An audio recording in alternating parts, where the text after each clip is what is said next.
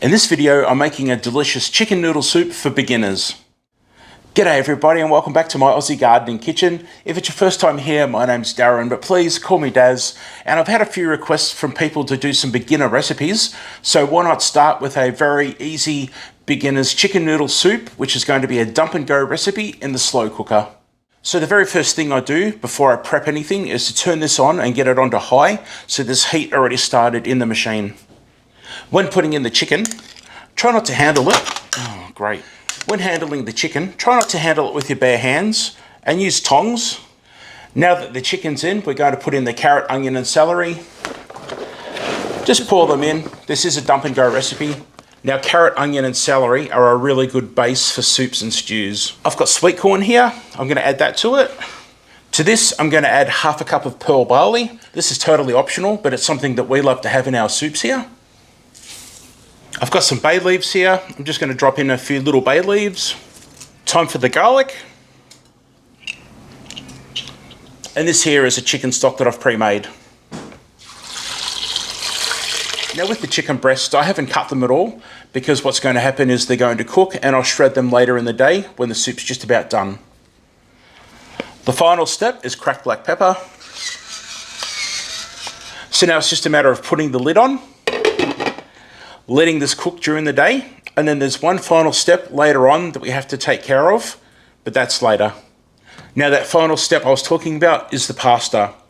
Generally, people like to use a thin noodle in their chicken noodle soup, and by all means you can do that. You can grab spaghetti from the shelf if you like, some spaghetti from the pantry, and put your dried spaghetti into it, but we like to use macaroni here. With my kids, they prefer to be able to use their soup spoon to pick up soup and have pieces of macaroni sitting on the spoon with the veggies and the chicken. So that's what I'm going to be doing today. So for the more experienced cooks out there, you can put the pasta in towards the end and cook the pasta in the crock pot or the slow cooker.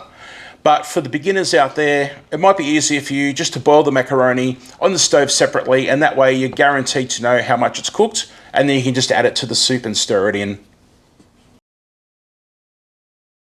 Okay, so it's now time to get this finished off, so let's do it. Oh, it smells fantastic. So I'm just going to take 2 forks and I'm going to shred that chicken up.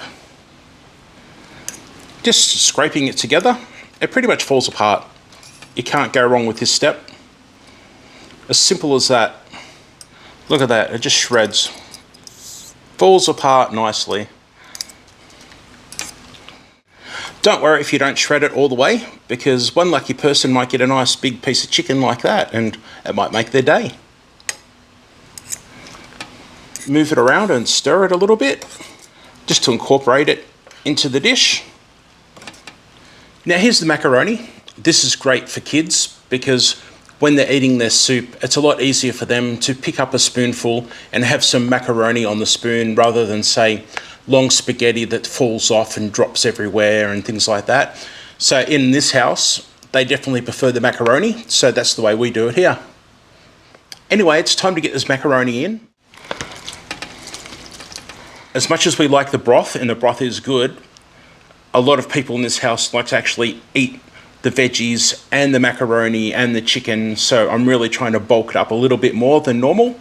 But by all means, if you like it to have more of a broth, do it your way, it's going to be perfectly fine. And there we have it. This is my easy chicken noodle soup with macaroni cooked in the crock pot or the slow cooker, however you want to call it. It's absolutely delicious.